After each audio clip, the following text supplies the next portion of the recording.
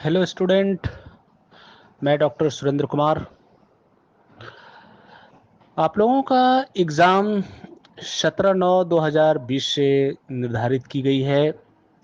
जिन छात्रों का एग्ज़ाम जून में होना था, वह एग्ज़ाम लॉकडाउन के कारण न होकर 17 सितंबर से आयोजित होने जा रही है। इसलिए मैं एमपीएस के छात्रों को परीक्षा में एमपीएस 1, 2, 3 से संबंधित किस प्रकार के प्रश्न पूछे जाते हैं, मैं आप लोगों को बताऊंगा, जो अति महत्वपूर्ण प्रश्न हैं।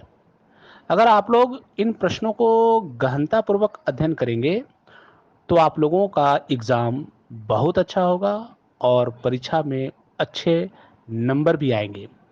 तो मैं आज एमपीएस 2 के महत्वपूर्ण प्रश्नों पर चर्चा करते हैं। जैसे पहला प्रश्न आप लोग नोट कीजिए, आधुनिकीकरण और संजातीयता। पहला प्रश्न है आधुनिकीकरण और संजातीयता। दूसरा प्रश्न है शीत युद्धोत्तर युग में शांति और विकास के लिए विश्व समुदाय के प्रयासों का विवेचन कीजिए।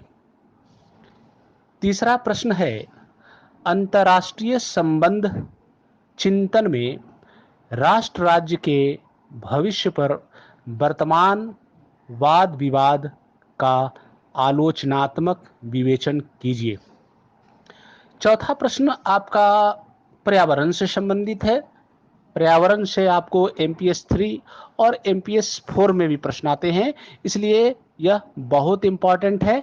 इसलिए इसको विशेष रूप से आप लोग पढ़ लीजिए। फिर उसके बाद है प्राध्याय, जिसको हिगमनी कहते हैं।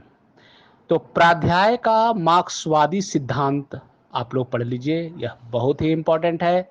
फिर उसके बाद आपका आता है समकालीन आर्थिक व्यवस्था में दक्षिण दक्षिण सहयोग की संभावनाओं की समीक्षा कीजिए। ठीक है। उसके बाद आप लोग पढ़िए विश्व के विभिन्न भागों में मूलवासी आंदोलन के विस्तार का संक्षेप में वर्णन कीजिए। ठीक है। नेक्स्ट अब है प्रश्न है अंतर्राष्ट्रीय राजनीति में चीन की आर्थिक क्षमता का परीक्षण कीजिए। ठीक है। नेक्स्ट प्रश्न है आपका प्रश्न बनता है द्वितीय विश्व युद्ध से जातीय हिंसा को बढ़ाने में सहायक कारकों की चर्चा कीजिए। फिर नेक्स्ट प्रश्न जो बनता है बहुत इंपॉर्टेंट है, भूमंडलीकरण, मानवाधिकार और न्याय के बीच अंतर संबंध का वर्णन कीजिए। फिर उसके बाद आप लोग नोट कर लीजिए असमानता क्या है।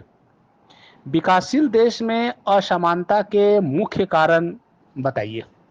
फिर उसके बाद आप चलाइए अंतर्राष्ट्रीय संबंधों के यथार्थवादी उपागम में अंतर्निहित मौलिक पूर्व धारणाएं क्या है। क्या शीत युद्ध के बाद अंतर्राष्ट्रीय संबंधों के विश्लेषण के लिए नौ यथार्थवादी उपागम उपयुक्त है। और अंत में है अंतर्राष्ट्रीय आतंकवाद।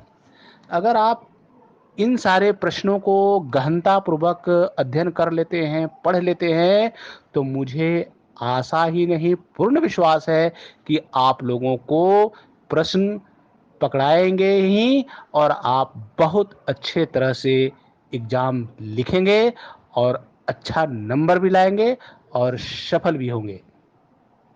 धन्यवाद।